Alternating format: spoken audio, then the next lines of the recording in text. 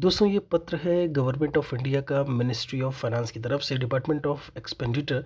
और यहाँ पर हम आपको बता दें कि जब हम एर्थ पे कमीशन की बात करते हैं, एर्थ सीपीसी जिसे एर्थ सेंट्रल पे कमीशन के नाम से जानते हैं, यहाँ पर जो स्टाफ की भर्ती है वो डेपुटेशन के बेसिस पर जो है वो शुरू है 17 अप्रैल 2025 की डेट पे।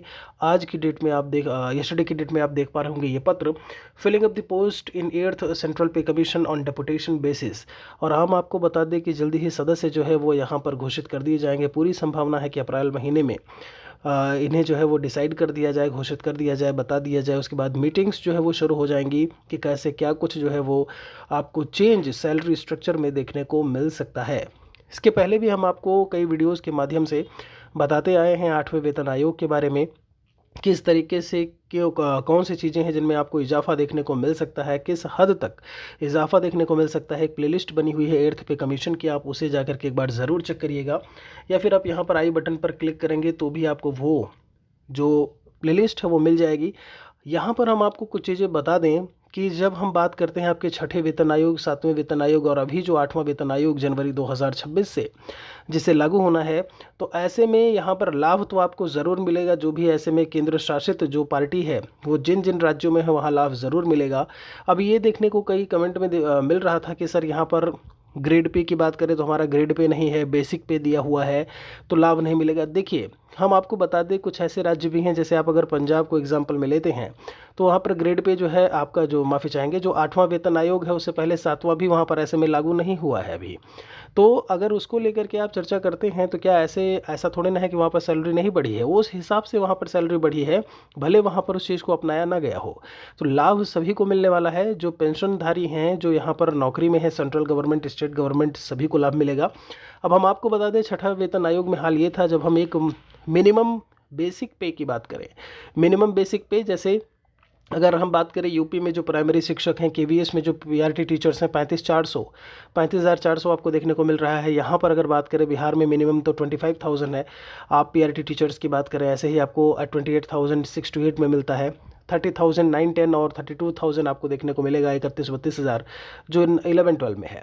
तो ऐसे में उस समय जो मिनिमम हम आपको बता दें जो बेसिक पे था वो आपका 7,000 था, 7,000 रुपये 2000। जब हम 6ठे वेतन आयोग को लेकर के चर्चा करते हैं, वहीं उसके बाद 2006 की ही बात कर लें, 10 साल बाद 2016 की अगर हम चर्चा करें तो वहाँ पे क्या हुआ 7वें वेतन आयोग में, जो 7,000 वाली चीज़ थी वो आपकी 18 पे पहुँच गई। आप देखेंगे तो कोई भी गवर्नमेंट जॉब होगी, मिनिमम बेसिक पे 18,000 है, 18,000 है। और अभी यहाँ पर जब हम 8वें वेतन आयोग की बात करते हैं तो ये 35 से 40 के बीच में बेसिक पे जो है मिनिमम की मैं बात कर रहा हूँ पहुँचने की संभावना है। और जब हम फिटमेंट फैक्टर की बात करते हैं, फिटमेंट फैक्टर को मैं पहले भी बता चुका हूँ, एक मल्टीप्लायर आप समझ लीजिए कि इसके साथ में जो बेसिक पे है आप बेसिक पे से उतने से मल्टीप्लाई कर देंगे। जैसे फिटमेंट फैक्टर की जो बात की गई है वो 2.86 के आसपास की गई है कि जो बेसिक पे है वो इसको आप इससे मल्टीप्लाई कर देंगे, जो सैलरी आएगी वो बेसिक पे के रूप में देखने को मिलेगी। तो ये चीज़ की बात जो है वो की गई है, की जा रही है, क्योंकि इसके पहले 7वें वेतन आयोग में फिटमेंट फैक्टर 2.57 था। यहाँ पर कई सारी चीज़ें हैं। फिटमेंट फैक्टर अगर आपको नॉर्मल चीज़ों में समझ में नहीं आया है तो कहिएगा, कमेंट सेक्शन में लिखिएगा ज़रूर, हम एक अलग से वीडियो में उसको बहुत अच्छे से समझा देंगे। आप यूँ समझिए कि जो रिवाइज्ड आपका जो बेसिक पे होगा उससे आप कहीं ना कहीं डिवाइड कर रहे होंगे वर्तमान में जो बेसिक पे है, करंट बेसिक पे, उससे तो भी फिटमेंट फैक्टर आपका निकल के आ जाता है। बहुत सारी चीज़ें होती हैं जिसके आधार पर फिटमेंट फैक्टर जो है डिसाइड होता है। महंगाई को लेकर के आपका परचेजिंग पावर कितनी जो है वो, वर्ल्ड की बात करें, अपने इस इंडिया को लेकर के बात करें क्या कुछ है, तो उन सब चीज़ों को ध्यान में रख करके ही अब ये जो सदस्य आएंगे, जो स्टाफ आएगा, ये सब क्या काम, जो सदस्य की बात करें ये सब क्या काम करेगा, यही सब सारी चीज़ें जो है वो डिसाइड होंगी। तो फिटमेंट फैक्टर के बारे में हमने आपको बता दिया। मिनिमम जो बेसिक पे वाली बात है वो हमने आपको यहाँ पर इस वीडियो में जानकारी उसकी दे दी है। फिलहाल के लिए भी यहाँ पर वक्त बताएगा कि कितना फिटमेंट फैक्टर जो है वो डिसाइड किया जाएगा जब हम एर्थ पे कमीशन जो भी आयोग है उसकी बात करें तो। बाकी कोई सवाल है तो कमेंट में हमारे लिए लिखिएगा ज़रूर। उस प्लेलिस्ट में जाइएगा तो आपको बहुत सारी चीज़ें अच्छी तरीके से समझ में आ जाएंगी। शुक्रिया आप सभी का।